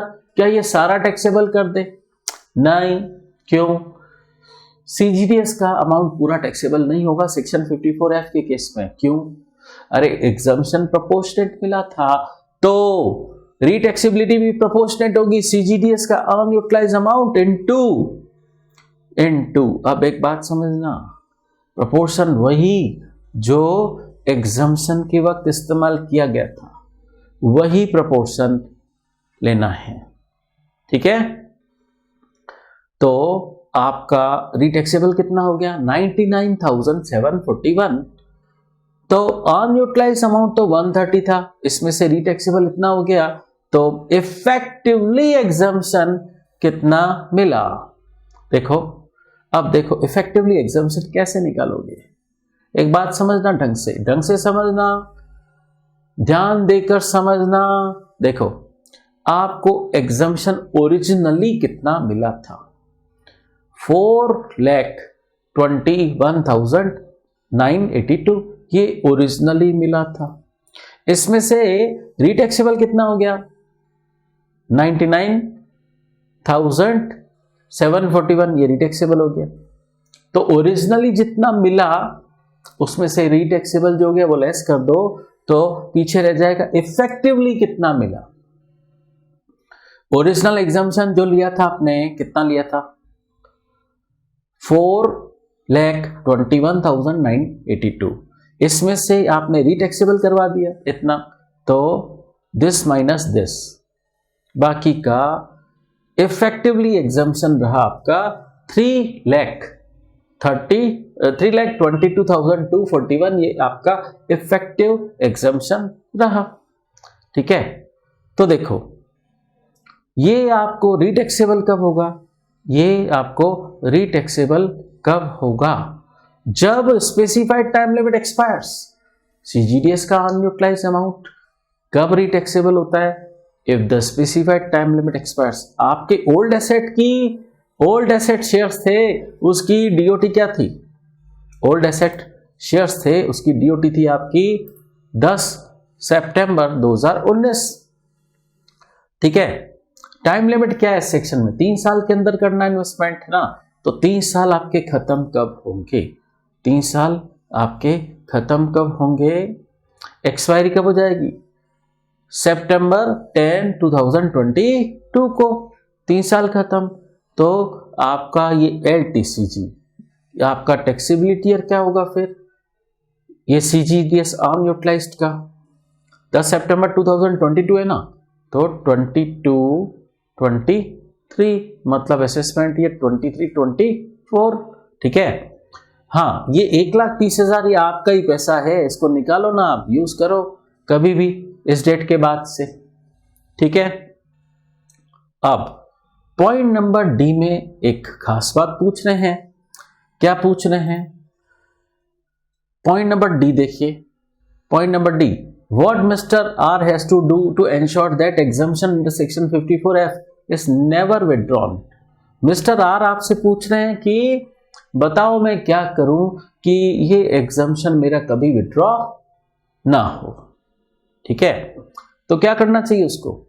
ये जो उसने कितने का मकान खरीदा, मकान तो खरीदा ही है ना, कितने का खरीदा है बोलो, कितने का खरीदा है? 4,20,000 का नया मकान खरीदा है, वो अपनी डीओए के डेट से नहीं बेचे। ठीक है, वो नहीं बेचे, तो वो जो न्यू हाउस है ना उसका दिल्ली में, वो 6 सितंबर 2024 से पहले ना बेचे। वो कब खरीदा था, तब से डेट देखनी है, वो उसने कब खरीदा था, नया मकान उसने कब खरीदा था? 6 सितंबर को। देखो 6 सितंबर को, 6 सितंबर 2021 को खरीदा ना, तो ये 3 साल तक ना बेचे। नया मकान उसके खरीदने की डेट से 3 साल तक नहीं बेचे, तो कब तक नहीं बेचे? कब तक नहीं बेचे? कब तक नहीं बेचे बोलो? 6 सितंबर 2024 तक नहीं बेचे। अगर बेचेगा तो, अगर बेच दिया उसने तो उसको इफेक्टिवली अभी कितना एग्जाम्पशन मिला? अभी इफेक्टिवली उसको एग्जाम्पशन मिला 3,22,241, ये डिटैक्सेबल हो जाएगा अगर 3 साल से पहले बेचा तो। नया वाला उसकी डीओए की डेट से 3 साल तक नहीं बेचना है, बेचा तो पहले जो एग्जाम्पशन मिला था ओल्ड एसेट पे, वो रिटैक्सेबल हो जाएगा। ठीक है, और क्या ध्यान रखना है? Any other residential house property उसको परचेस नहीं करनी है ओल्ड एसेट की डीओटी से। और ओल्ड एसेट की डीओटी क्या है? ओल्ड एसेट की डीओटी से फर्दर न्यू हाउस परचेस नहीं करना है। ओल्ड एसेट की डीओटी क्या है? सितंबर 10, 2019। सितंबर 10, 2019 ये ओल्ड एसेट की डीओटी है। इस डेट से फर्दर न्यू हाउस इसको 2 इयर्स में परचेस नहीं करना है। फर्दर न्यू हाउस 3 इयर्स में कंस्ट्रक्ट नहीं कराना है। तो उसका भी कमेंट लिख दो कि 2 साल तक, मतलब 10 सितंबर 2021 तक नया हाउस परचेस अगर करता है या कंस्ट्रक्शन कराता है कब तक? 10 सितंबर 2020 तक। तो भी जो ओल्ड एसेट पे जो एग्जम्पशन मिला था 3,22,241 जो इफेक्टिवली मिला था वो टैक्सेबल हो जाएगा और वो LTCC के रूप में ही टैक्सेबल होगा। ठीक है। और कब? जब गलती की। गलती कब की? जब वो फर्दर न्यू हाउस परचेस किया या कंस्ट्रक्ट कराया। ठीक है। तो इस तरीके से सिस्टम है। बात समझ आ रही है? चलो, इसमें हमने बेसिकली क्या देखा? इसमें हमने देखा एग्जम्पशन प्रोपोर्शनेट लिया। ठीक है। फिर बाद में वो CGDS का अनयूटिलाइज्ड अमाउंट बचा ना, उसकी भी रीटैक्सेबिलिटी प्रोपोर्शनेट हुई। क्लियर? तो इस तरीके से सिस्टम है। फिर हमने इफेक्टिव एग्जम्पशन निकाल दिया। इफेक्टिव एग्जम्पशन हमने निकाला। फिर पूछा गया अगर वो गलतियां करे, न्यू हाउस बेच दे 3 साल से पहले उसकी डेट ऑफ एक्विजिशन से, या ओल्ड एसेट की DOT से फर्दर न्यू हाउस 2 साल में परचेस कर ले, या फर्दर न्यू हाउस 3 इयर्स में कंस्ट्रक्शन करा ले, तो वो भी गलतियां हैं। तो जो उसको इफेक्टिव एग्जम्पशन मिला वो रिटैक्सेबल कर दिया जाएगा। ठीक है। कब? गलती वाले साल में, कॉन्ट्रावेंशन ईयर में वो उसको रिटैक्सेबल कर दिया जाएगा। बात समझ आई? चलो फिर क्वेश्चन नंबर आते हैं हम 42 में। Question number 42। क्वेश्चन नंबर 42 ढंग से समझना। मैंने आपको कहा था multiple asset sold. Multiple asset sold हूं आपकी और आप 54F का एग्जम्पशन लेने जा रहे हो। तो सेक्शन आप ये 42 के पास में लिख दो, याद रखने के लिए लिख दो आप कि ये क्वेश्चन नंबर 42 किसका है? Multiple assets sold. Multiple assets sold और सिंगल एग्जम्पशन। सिर्फ आप सिंगल 54F का एग्जम्पशन ले रहे हैं। तो कैलकुलेशन कैसे होगी वो हम देखते हैं यहां पर। चलिए तो देखिए क्वेश्चन नंबर 42 करते हैं। मिस्टर आर परचेज कर रखे उसने 1000 non listed shares in X limited August 16, 2003 को कितने में? 18,652 में। ये ओरिजिनल शेयर्स हैं। फिर 17 मई 2004 को उसको बोनस शेयर्स मिले। फिर अक्टूबर 20, 2015 को उसने राइट शेयर्स और खरीदे कितने में? 1500 राइट शेयर्स थे। ठीक है। और खरीदे कितने में? 14,525 में। तो पहले ओरिजिनल 1000 थे, 500 बोनस शेयर्स खरीदे, 1500 राइट शेयर्स खरीदे, तो टोटल कितने हो गए? देखो उसके पास पहले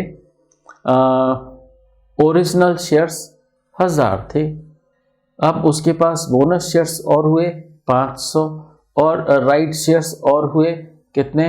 1500। तो अब उसके पास टोटल नंबर ऑफ शेयर्स कितने हो गए? 3000 हो गए क्या? यस। तो अब देखो ये 3000 शेयर्स बेच रहा है, 3000 शेयर्स बेच रहा है, बट बेच शेयर्स ही रहा है, लेकिन फिर भी मैं इसको मल्टीपल एसेट मानूंगा। बेच शेयर्स ही रहा है, फिर भी मैं इसको मल्टीपल एसेट मानूंगा, क्योंकि सबकी original shares, bonus shares, right shares, सबकी DOA COA अलग अलग है। इन तीनों की DOA COA अलग अलग है, तो यहां DOA COA अलग अलग हो जाएगी, तो ये मल्टीपल एसेट्स हो जाएंगे कि नहीं? हो जाएंगी। अब कहने को तो शेयर्स हैं, बट मैं original shares, bonus shares, right shares in तीनों को अलग अलग एसेट मानूंगा, तो ये हो गया मल्टीपल एसेट सोल्ड। ठीक है। ये बेच रहा है। February 12, 2020 को एट द रेट ऑफ 110 पर शेयर ब्रोकरेज लगी इसकी। कितनी ब्रोकरेज लगी? ब्रोकरेज इसकी लग गई 110 के भाव से बेचा, और ब्रोकरेज कितनी लग गई? 1%। अच्छा, ब्रोकरेज किस पे कैलकुलेट करोगे? सेल कंसीडरेशन का 1%। ये ब्रोकरेज क्या हो गई? सीओटी हो गई। आपको कह रहे हैं he owns one residential house property, अच्छा उसके पास एक है पहले से, अब वो एक खरीदेगा तो 54F का एग्जम्पशन इसको मिल जाएगा क्या? यस। तो ये रेजिडेंशियल हाउस खरीद ही रहा है, देखो जून 29, 2020 को, मतलब आईटीआर फाइलिंग की ड्यू डेट से भी पहले, तो उसको सीजीडीएस में भी जाना पड़ेगा क्या? अरे आईटीआर फाइलिंग की ड्यू डेट से पहले एक्चुअल इन्वेस्टमेंट कर रहा है एसएससी, तो सीजीडीएस में जाना नहीं पड़ेगा। क्लियर? और इसका कैपिटल गेन निकालना। मैंने आपको कहा ये 3 अलग अलग एसेट से ट्रीट होंगी। ओरिजिनल एसेट अलग, बोनस शेयर्स अलग, राइट शेयर्स अलग। क्यों? अरे इन तीनों की date of acquisition, cost of acquisition अलग अलग है, तो इनको अलग अलग एसेट मानना पड़ेगा। तो ये मल्टीपल एसेट सोल्ड का केस हो गया कि नहीं? फिर सेल कंसीडरेशन लिख दो, 110 के भाव से बेचे तो सेल कंसीडरेशन लिख दो सबका। सीओटी आपका ब्रोकरेज लगा ना, कितना? 1%, तो वो सेल कंसीडरेशन का ले लो, सेल कंसीडरेशन का लो 1%, ठीक है, वो भी हो गया। तो सीओटी पहले लेस कराना है क्योंकि हमको नेट सेल कंसीडरेशन चाहिए होता है। अब नेट सेल कंसीडरेशन आ गया, यहां तक तो सब नॉर्मल है। और आपके ओरिजिनल शेयर्स की कॉस्ट, उसका कर दो इंडेक्सेशन। बोनस शेयर्स की कॉस्ट निल, राइट शेयर्स की कॉस्ट उसका भी कर दो नॉर्मल वे में, जैसे होता है इंडेक्सेशन वैसे कर दो। टोटल एलटीसीजी आ गया इन तीनों एसेट का। यहां तक तो नॉर्मल बातें हैं, यहां तक तो नॉर्मल बातें। अब ध्यान रखने लायक बात तो अब शुरू होगी। ये तो आप ऑलरेडी नॉर्मल प्रोविजंस में करते आए हो, तो कोई नई बात नहीं थी एलटीसीजी तक पहुंचना। अब सवाल पैदा होता है एग्जम्पशन कैसे ले। अब देखो इशू क्या है, इसने किया सिंगल इन्वेस्टमेंट है, मकान तो एक ही खरीदा है, एसेट बेची 3। अब कौन सी एसेट के अगेंस्ट में एग्जम्पशन लूं? मुद्दा समझे कि नहीं? एसेट बेची 3, इन्वेस्टमेंट किया 1, तो ये इन्वेस्टमेंट कौन सी एसेट के अगेंस्ट यूज करूं? कौन सी एसेट के एलटीसीजी को बचाने के लिए ये इन्वेस्टमेंट इस्तेमाल करूं? बोलो ये इशू अराइज हुआ कि नहीं? ठीक है, तो ये इशू अराइज हुआ कि ये इसने किया सिंगल इन्वेस्टमेंट, तो ये कौन सी एसेट में यूज हो? ओरिजिनल शेयर्स के गेन को बचाने के लिए, या बोनस शेयर्स के गेन को बचाने के लिए, या राइट शेयर्स के गेन को बचाने के लिए? तो मैंने आपको कहा था अगर आपको मल्टीपल एसेट सोल्ड का केस हो और 54F का एग्जम्पशन लेना हो तो रेशियो निकालना, बोला था कि नहीं? रेशियो निकालना। रेशियो कैसे निकलेगा? LTCG upon net sale consideration into 100, तीनों का आप रेशियो निकाल दो, ठीक है। ऊपर क्या लिखोगे? एलटीसीजी, नीचे sale consideration, net sale consideration into 100, तीनों एसेट्स का निकाल लो। हायर रेशियो, हायर एग्जम्पशन, इस बात को ध्यान में रखते हुए रैंकिंग करो। तो देखो बोनस शेयर्स आ रहा है 100%, हायर रेशियो, तो इसको दे दो first rank. Second rank right shares आ रहा है, इसको दे दो सेकंड रैंक। और ओरिजिनल शेयर्स सबसे कम, इसको दे दो थर्ड रैंक।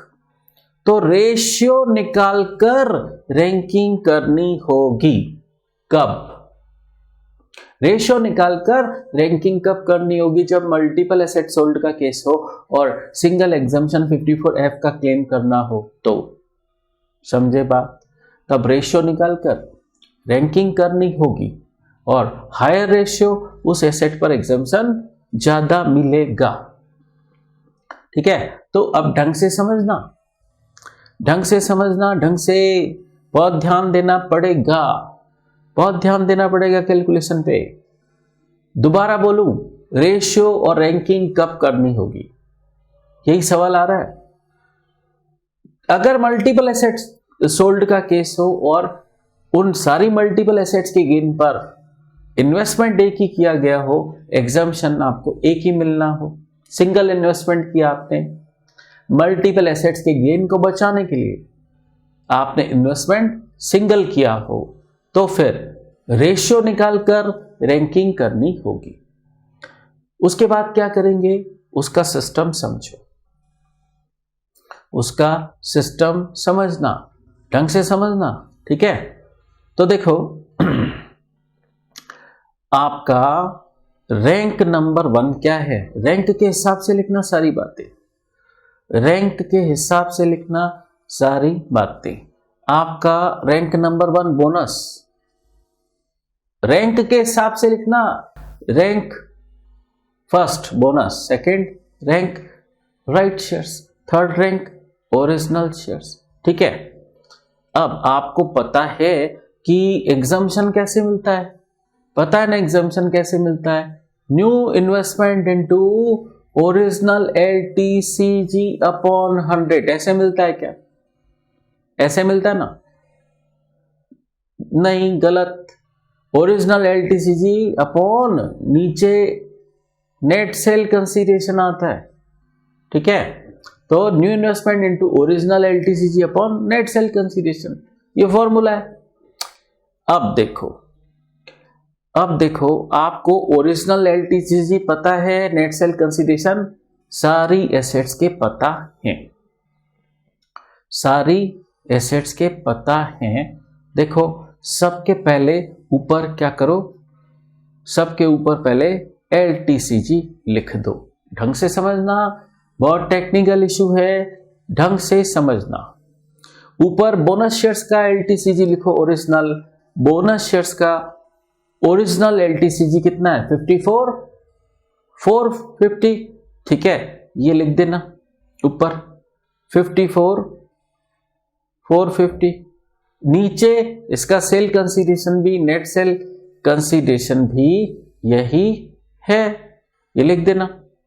फिर राइट शेयर्स का ओरिजिनल LTCG कितना है, राइट शेयर्स का ओरिजिनल LTCG कितना है 1,46,824, ये है 146,824, 146,824, 146,824। और राइट शेयर्स का नेट सेल कंसीडरेशन कितना है 163,350, 163,350, 163,350, ठीक है। और ओरिजिनल शेयर्स का ऊपर ओरिजिनल LTCG लिखो, कितना है 59,447, 59,447, 59,447। और इसका नेट सेल कंसीडरेशन क्या है, इसका नेट सेल कंसीडरेशन क्या है 108,900, तो वो नीचे लिखो 108,900, ठीक है। इतना हो गया कि नहीं, क्लियर। तो देखो अब बात को समझना ढंग से, देखो आपका न्यू इन्वेस्टमेंट कितना है, वो टोटलिटी में तो आपको पता है कि आपने मकान खरीदा 2,90,000 का, ठीक है। बट उसको मैं यहां बोनस शेयर्स में लिखूं, राइट शेयर्स में लिखूं कि ओरिजिनल शेयर्स में लिखूं, समझ नहीं आ रहा, क्या करें, कहां कितना कितना यूज करें, ये समझ नहीं आ रहा। तो देखो आप अगर बोनस शेयर्स का नेट सेल कंसीडरेशन पूरा का पूरा इन्वेस्ट करेंगे, पूरा का पूरा मतलब 54,450, तो आपका गेन पूरा एग्जेम्प्ट हो जाएगा क्या, यस। तो 290 में से कम कर दो 54,450, इतना आपने बोनस शेयर्स के अगेंस्ट न्यू इन्वेस्टमेंट काम में ले लिया, ठीक है। तो 290 में से 2,90,000 में से 54,450 कम कर दो, फिर जो बचे, फिर राइट शेयर्स का कितना है नेट सेल कंसीडरेशन, ये पूरा का पूरा री इन्वेस्ट करें, तो पूरा का पूरा एग्जम्पशन मिल जाएगा क्या? बताइए, एग्जम्पशन पूरा का पूरा मिल जाएगा क्या? कितना मिलेगा? अगर आप ये पूरा इन्वेस्ट कर दें, net sale consideration new investment में लगा दें, तो राइट शेयर्स का गेन पूरा का पूरा एग्जाम्प्ट हो जाएगा। राइट शेयर्स का गेन कितना है? 146,824, पूरा का पूरा एग्जाम्प्ट हो जाएगा। ठीक है, ढंग से समझो, ढंग से समझो। वापस बोलूं, देखो आपको सोचना कैसे है, ये प्रॉब्लम आ क्यों रही है, देखो ये प्रॉब्लम आ क्यों रही है, वापस से समझो। नहीं समझोगे ढंग से तो बाद में परेशानी होगी। तो देखो, आपका सिंगल इन्वेस्टमेंट है, सिंगल इन्वेस्टमेंट है और मल्टीपल एसेट्स हैं। आपको ये सिंगल इन्वेस्टमेंट तीनों एसेट के अगेंस्ट इस्तेमाल करना है, लेकिन ये नहीं पता कि कहां कितना इन्वेस्टमेंट करें, तो रैंकिंग के हिसाब से करना है। फर्स्ट रैंक बोनस है, तो बोनस में देखो आपका नेट सेल कंसीडरेशन कितना है? 54,450। ये आप पूरा री इन्वेस्ट कर दो। ठीक है, 54,450, तो ये आपका पूरा एग्जाम्प्ट हो जाएगा, पूरा एग्जाम्प्ट हो गया। ठीक है, राइट शेयर्स का फिर 163,350, ये पूरा री इन्वेस्ट कर दो, 163,350। ठीक है ना, तो इसका गेन कितना है? इसका गेन कितना है? इसका गेन है 146,824, तो क्या हो जाएगा? ये पूरा का पूरा एग्जाम्प्ट हो जाएगा। फिर बैलेंसिंग फिगर, बैलेंसिंग फिगर 2,90,000 में से, 2,90,000 में से ये दो कम कर दीजिए, तो बैलेंसिंग फिगर आएगा आपके कितना? 72,200। ठीक है, तो देखो आपका इन्वेस्टमेंट नेट सेल कंसीडरेशन कितना है? ओरिजिनल शेयर्स का 108,900, या आप पूरा री इन्वेस्ट कर पाए क्या? नहीं। ओरिजिनल शेयर्स का नेट सेल कंसीडरेशन कितना है? 1,08,900, या पूरा री इन्वेस्ट नहीं कर पाए, कितना कर पाए? 72,200, इतना ही कर पाए, तो आपका गेन प्रोपोर्शनेट हो जाएगा। तो आपका इन्वेस्टमेंट भले ही 290 रहा हो, लेकिन एग्जम्पशन आपका इस हिसाब से होगा। तो बात समझ आई कि रेशियो क्यों निकाला गया, रैंकिंग क्यों की गई। ठीक है, अगर इसके अलावा और कोई आप इन्वेस्टमेंट करोगे किसी एसेट में, तो उससे आपका एग्जम्पशन कम ही होगा, बढ़ेगा नहीं। ये ऑप्टिमम एग्जम्पशन है, ज्यादा से ज्यादा इस तरीके से मिलेगा, इसीलिए तो रेशियो निकाला था, इसीलिए तो रैंकिंग की थी। ठीक है, जहां रेशियो हाई वहां एग्जम्पशन ज्यादा मिलेगा, तो हम ज्यादा से ज्यादा ले चुके हैं, इससे ज्यादा नहीं मिलेगा। अगर हम और किसी तरीके से और इन्वेस्टमेंट करें, मतलब जैसे पहले ओरिजिनल शेयर्स के अगेंस्ट इस इन्वेस्टमेंट को यूज करें, अगर हम इस इन्वेस्टमेंट 2,90,000 को अगर पहले ओरिजिनल शेयर्स के अगेंस्ट यूज करें, तो रैंक का ध्यान नहीं रखें, तो उस केस में क्या होगा? हमारा एग्जम्पशन कम ही होगा, बढ़ेगा नहीं। समझ आई बात? तो ऐसा कब करना होगा? करना ही कब होगा? रेशियो, और रेशियो निकालकर रैंकिंग करनी कब होगी? जब मल्टीपल एसेट्स होल्ड हो और सेक्शन 54 का एफ का एग्जम्पशन उन सब पे लेना हो, और उसके लिए सिंगल इन्वेस्टमेंट किया गया हो। ठीक है, तो multiple asset sold and single investment made for 54F, तो रेशियो निकालकर रैंकिंग करनी होगी। क्लियर? क्लियर है? ठीक है, तो ये एग्जम्पशन का फॉर्मूला प्रोपोर्शनेट था। ठीक है, तो इस वजह से ऐसा हुआ, रेशियो निकालना पड़ा, रैंकिंग करनी पड़ी। अगर ये प्रोपोर्शनेट फॉर्मूला नहीं होता तो रैंकिंग, रेशियो निकालकर रैंकिंग नहीं करनी पड़ती। क्लियर? तो ये है क्वेश्चन नंबर 42 किया हमने।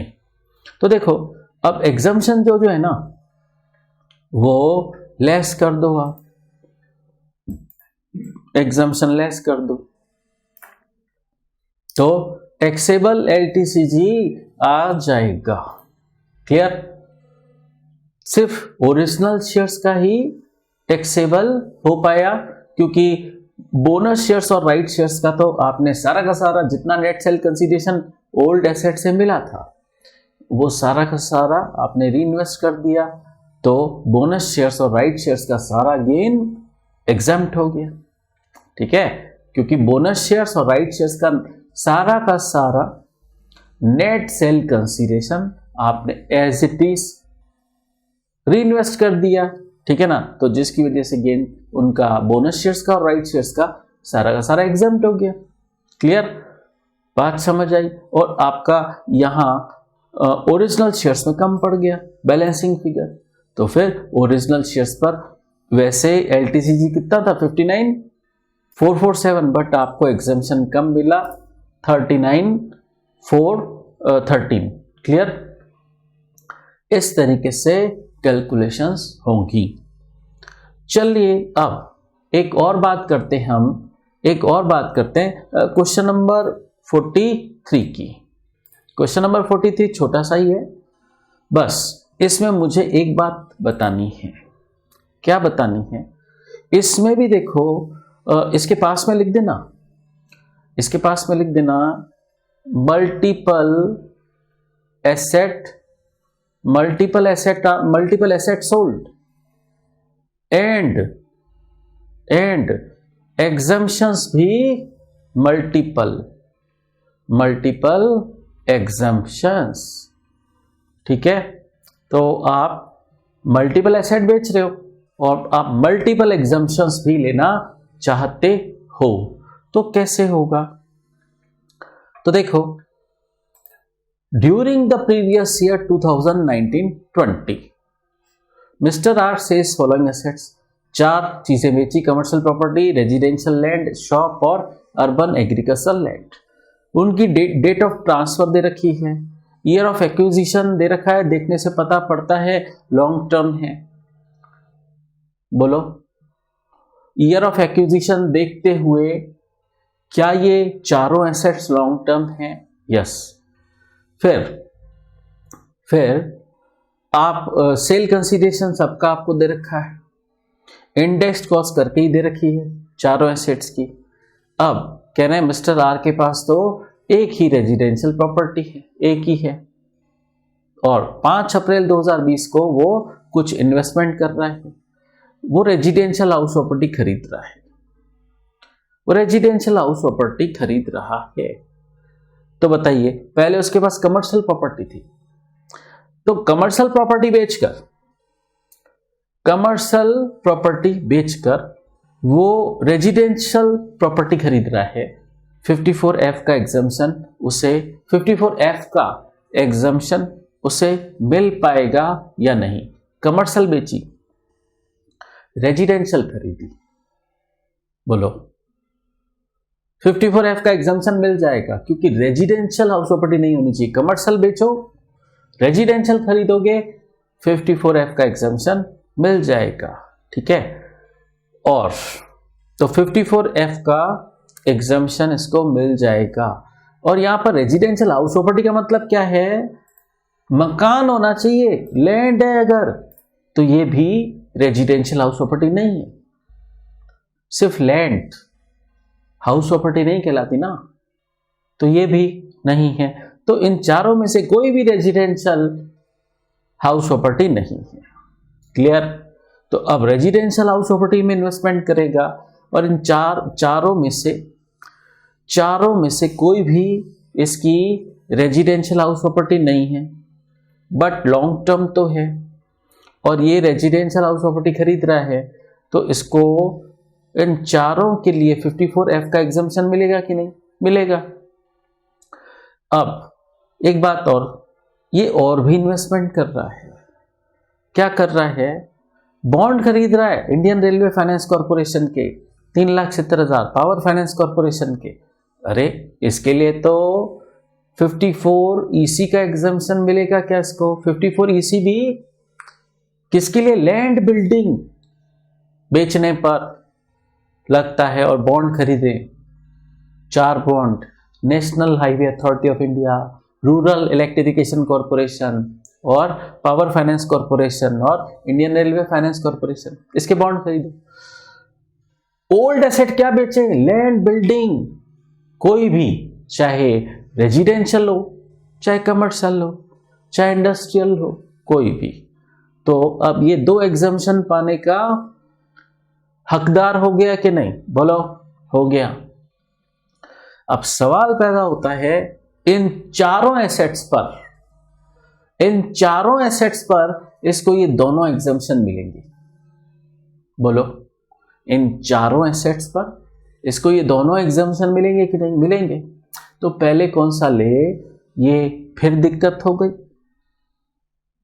चारों एसेट्स पर ये दोनों एग्जम्पशन मिलेंगे तो पहले कौन सा ले, ये दिक्कत हो जाएगी कि नहीं? यस, हो जाएगी। लेकिन पहले कौन सा ले? देखो 54 EC तो सबके अगेंस्ट मिलता है, ठीक है ना। 54F का सबके अगेंस्ट नहीं मिलता, तो 54F का स्पेसिफिक है और 54 EC का जनरल है, तो स्पेसिफिक पहले लिया जाए और जनरल बाद में। सीक्वेंस मायने नहीं रखती, यूं मत सोचना कि सीक्वेंस में 54 EC पहले आता है तो वो लेना है पहले। नो, 54F का स्पेसिफिक है तो पहले स्पेसिफिक वाला लेना है, फिर बाद में जनरल वाला लेना है। तो पहले 54F वाला लो। देखो अब फिर सीन क्रिएट हो गया आपका। LTCG तक तो सबके निकाल दो, इसलिए यहां तक नहीं बताऊंगा। फिर रेशियो निकाल दो। रेशियो क्यों निकालना पड़ रहा है? आपने मल्टीपल एसेट बेची है और सबके अगेंस्ट आप 54F का लेना चाहते हो एग्जम्पशन, तो आपको रेशियो निकालना पड़ेगा। फिर रैंकिंग कर दो। रैंकिंग किस हिसाब से करनी होगी? जहां जितना रेशियो हाई है उसको हायर रैंक अलॉट करो, ठीक है। लेकिन अब एक बात समझना, 54F का एग्जम्पशन, 54F का एग्जम्पशन किसी भी एसेट के लिए मिलेगा। रैंक नंबर 1 के लिए पहले यूज करेंगे ना, पहले यूज करेंगे, रैंक नंबर 1 के लिए पहले यूज करेंगे। और एग्जम्पशन प्रोपोर्शनेट मिलता है। और कैसे मिलता है? देखो, new investment into original LTCG upon net sale consideration. तो देखो, आपकी फर्स्ट रैंक वाली एसेट क्या है? Urban agriculture land. इसका लिखो नेट सेल कंसीडरेशन नीचे। नेट सेल कंसीडरेशन इसका कितना है? 7,80,000। और ऊपर इसका LTCG लिखो 6,11,407। और न्यू इन्वेस्टमेंट कितना किया? मकान वाला, सिर्फ मकान वाला देखना, सिर्फ मकान वाला 2,15,000, ठीक है। तो 2,15,000 लिखो न्यू इन्वेस्टमेंट 2,15,000 मकान में 54F के लिए, ठीक है। अब देखो क्या सीन क्रिएट हो रहा है। आपका ओल्ड एसेट को बेचने से पैसा फ्री हुआ 7,80,000। आपको पूरा ही लगाना था, लगा पाए क्या? नहीं। आपने कम ही इन्वेस्टमेंट किया तो ये तो आपका यही कम पड़ गया, तो आपकी आगे गाड़ी बढ़ेगी ही नहीं। आप second rank, third rank, fourth rank में जा ही नहीं पाओगे, क्योंकि आपका फर्स्ट रैंक वाली एसेट के लिए ही इन्वेस्टमेंट कम पड़ गया। तो ठीक है, इस फॉर्मूले के हिसाब से आपको इतना एग्जम्पशन मिल जाएगा, 1,68,529 इतना मिल जाएगा। आप second rank, third rank, fourth rank तक पहुंच ही नहीं पाए 54F के लिए। क्यों? आपका टोटल इन्वेस्टमेंट ही 2,15,000 था और आपने तो फर्स्ट एसेट, फर्स्ट रैंक में ही दम तोड़ दिया, ठीक है। आपकी ओल्ड एसेट का पैसा फ्री हुआ था 7,80,000, पूरा लगा पाए क्या? नहीं, आपने तो इन्वेस्टमेंट ही बहुत कम किया। तो ये इन्वेस्टमेंट सारा फर्स्ट रैंक वाली एसेट में ही कंज्यूम हो गया। तो आप सेकंड रैंक, थर्ड रैंक और फोर्थ रैंक तक तो पहुंच ही नहीं पाए। क्लियर। फिर लेकिन 54 ईसी के लिए आपने इन्वेस्टमेंट कितना किया है? टोटल करो, इनकी टोटल करो, दोनों बॉन्ड की टोटल करो। दोनों बॉन्ड की जब आप टोटल करते हो तो आपका आता है 11,50,000। ठीक है। अब करना क्या है, कैसे करोगे सिस्टम समझना, ध्यान से सुनना, ध्यान से सुनना। कहां जितनी जितनी जरूरत है, देखो फर्स्ट एसेट पे आपको कितना एलटीसी हुआ, 3,95,000। यहां पर इतना एग्जाम्पशन ले लो, ये आपने 11,50,000 में से कम कर दिया। ठीक है। फिर दूसरी एसेट पर आपको एग्जाम्पशन कितना लेने की जरूरत है, जितना एलटीसी हुआ उतना ले लो। ये आपके सब उसमें 11,50,000 से कम होता जाएगा। कहने का मतलब लाइन से ले लो एग्जाम्पशन, 11,50,000 को लाइन से यूज करो, लाइन से यूज करो। बट लास्ट में आपके कम पड़ जाएगा, लास्ट वाले में आपके कम पड़ जाएगा, क्योंकि आपने टोटल इन्वेस्टमेंट 54 ईसी के लिए 11,50,000 ही किया है। बात समझ आ रही है? तो 54 ईसी में तो आपको रेशियो और रैंक निकालना नहीं है, लाइन से एग्जम्पशन क्लेम करते जाओ। क्लियर। 54 ईसी के लिए आपको रेशियो और रैंक क्यों नहीं निकालना है?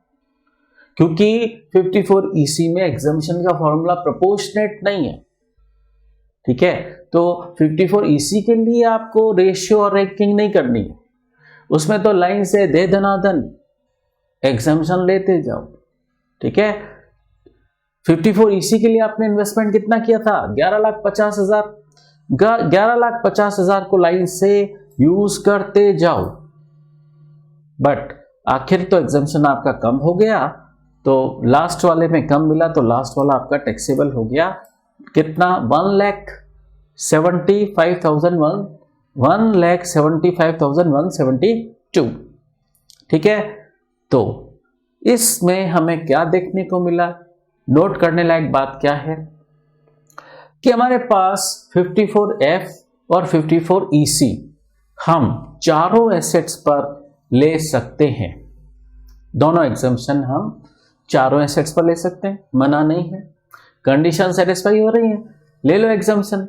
ठीक है। अब फिर सवाल पैदा हुआ कि 54F का ले पहले या 54EC का?